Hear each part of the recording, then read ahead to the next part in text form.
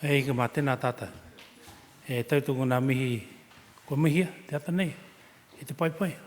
Tūgana harapeta, koutou, te hika, i maua i te mauri o tēnei tātou nei hui. I tēnei wā. Huri neo, ki ngā tini whanaunga, kai wai ngā tātou. Me ngā ahua ai tuaka i rungi a tātou. Mo te roa tātou morehu pāpā, e ruira kāwhana. Me ngā mate huhua, te pukahu o ngā mate. Te wiri o era ahua tanga kei rungi a tātou. Me ki ana kōre, hui ngā tangata, ka hoki ngā mahara ki a rātou, ko mene atu koe wheturangi hia. Mo tātou nei, te kawea ngā moimoia o rātou, kia whakatina nai mā tātou me ngā whakatipuranga kei te eke mai. No re huri no ki tātou, tēnā tātou. Kia ora tātou. I've got the, I'll call it the privilege of co-chairing the Tairāwhiti Economic Action Plan Steering Committee, though it certainly is interesting. I will talk not specifically to the connection of this work to the circular economy, because there are others who are going to cover that ground more fulsomely than me. I see one of the flaws in our choreography is you kind of have to steer here and try and figure out what you're going to say. Hoi anō, the Tairāwhiti Economic Action Plan, it was a product of work over the last 4.5 to 5 years, and it straddled a change of government in between. So with the previous government and what was called regional economic development, there was a meeting of the minds with the minister at the time, Stephen Joyce, and Tairāwhiti Iwi and Tairāwhiti Industry, and our big entities, Gisborne District Council and ECT and Activate, to try and get an action plan together and put forward the regional and local priorities to stimulate sustainable growth for Tairāwhiti. Then there was at the same time, I have to be frank when I say that many of the Māori participants in the Tairāwhiti economy didn't feel like that was a conversation that was necessarily involving iwi and Māori, and so there was work applied to creating a forum for that conversation to happen, Kimihia he Oranga, and what ensued from Kimihia he Oranga was the Māori Economic Development Report, and both were launched in February 2017. And we've worked very hard since then to try and get a stronger knit of the action plan on behalf of us all as Tairāwhiti, and the key themes from the Economic Development Report and Māori Economic Development Aspirations, which was sitting in the report overseen by Kimihia he Oranga. And then as that has gone along, we've seen the Labour-led coalition government take the reins, and what was regional economic development has now become provincial growth, and there have been programs and opportunities to partner with central government, with us here locally in Tairāwhiti, to continue to take forward our development aspirations economically, and all of those other bottom lines woven into that as well. Oh, and here it is. So I'm not going to go through chapter and verse. There's about 9 or might be more operative sections in the current version of the Economic Action Plan, but they're all being put back under the process of review and refinement. But I'll talk more generally to the underpinning themes that for us will tell us we've got a successful redraft of the Tairāwhiti Economic Action Plan on our hands. First one is one that I underscore and am joined by others in doing so, which is we're doing this because we want to see economic growth that is inclusive of all communities, all whānau within Tairāwhiti. There is absolutely no interest, at least on my part and a few others around that board table, to see economic growth that is essentially skewed and that has the net effect of widening what are already challenging gaps we see in terms of incomes, in terms of lived experience and future potential. So to the extent that anything I'm going to say is going to connect to the circular economy, 25 years ago, you know, we had Mason Jerry talking about the tapawhā. Now we've got the circular economy. I don't really mind if it's a dodecahedron, as long as we get some of these fundamental bottom lines sorted out for all of Tairāwhiti, and that starts with an inclusive economy, one that understands the barriers to broad-based participation in our regional economy, that's addressing those skills and knowledge gaps, that's making transparent for all of the members of our community and economy the ways in which you get to participate in the workforce, or as an owner in business, or as a discerning consumer in the marketplace we have here within Tairāwhiti, that we have a strong focus on participation. Equity is used as a word to at times galvanise or petrify, depending on what side of that discussion you're currently located. But this is about, to us, if we're talking about an inclusive economy, if we're talking about a sustainable Tairāwhiti, then we have to be focused on creating clear opportunities for upward mobility of the most disadvantaged within our community and region. And if we're not doing that, then we are not focused on equity, and if we're not doing that, then we are all observing the growing gap between those who are really battling in Tairāwhiti and those who are doing pretty well.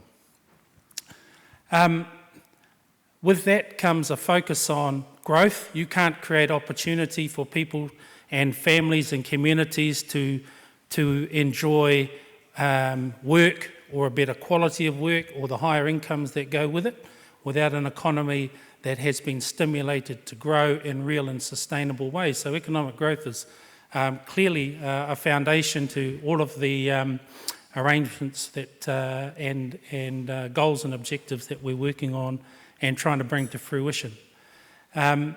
We also need, as part of that, an inclusive economy that is both sustainable, as I said, and brings certainty to our district.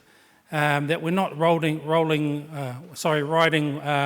wild and varied roller coasters, where as a region we might be last on and first off. So we've got to see beyond the fads and may I say it, the packaging of government programs and interventions, and see to the heart of our potential as Tairāwhiti and focus in on that, because that will be unerring. The rest of that, taitimu, taipari and all of that. So we've got to lock on to what, I'll say true north, but I mean true east, what true east means to us, and be committed to making that happen, because we're rich with potential in Tairāwhiti. We have significant challenges as well, but if we don't know our own destiny as a region, then we really should hand over the reins to somebody else. So I'm very, very much focused and happy to be parts of conversation and leadership around that steering group table that is focused on an inclusive Tairāwhiti economy that has fundamentally at the heart of it not just questions about, but solutions for improving the utilisation of Māori land within this district, because there alone lies a tremendous opportunity to catalyse and grow Tairāwhiti's regional economy, Team Tairāwhiti, the latent potential of the Māori tourism offerings in and for this region, and all of the other key themes that are within the Māori Economic Development Report, and bringing them into the other part of our game plan, which is already well signposted in the current draft of the Economic Action Plan. My betters have spoken about the circular economy and will continue to do so, but we just understand that fundamentally this is about kaitiakitanga.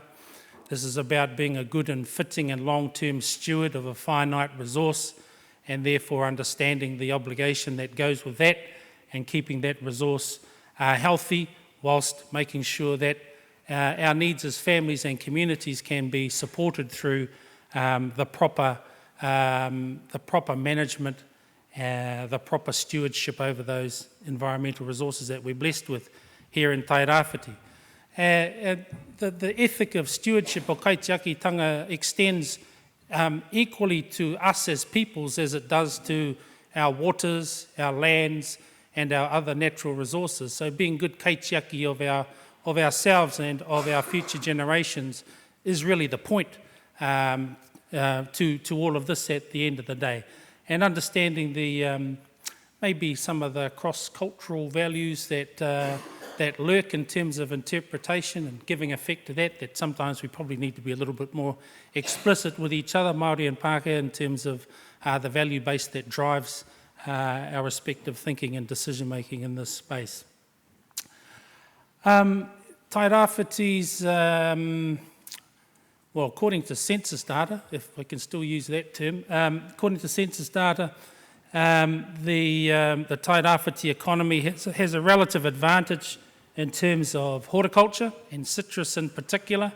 Primary industries continue to be a backbone part of the Tairāwhiti regional economy, and it's about recognising those, achieving sustainable growth in those spaces while overlaying into our regional economy new opportunities. And some of those new opportunities have been under our noses for a while in terms of growing our tourism footprint and a strong Māori cultural tourism offering within that expanded footprint, and into areas that we might not have 3 or 4 or 5 years ago thought might be industry sectors that Tairāwhiti could pitch for, like IT. Now, it's as I say, it's been interesting and a little bit affirming to see some of the IT companies thinking actively about bringing their business presence, their footprint here to Tairāwhiti. So part of me that's about Team Tairāwhiti Inc. is really pleased about that, seeing that happen, having tangible endpoints to encourage our young people into the STEM educational pathways, because now there are industry opportunities in IT, and IT could underpin the growth in some of our traditional sectors. So as somebody cheering on the sustainable growth of our economy with a mix of old and new, I'm really happy. As a ratepayer, I have mixed views.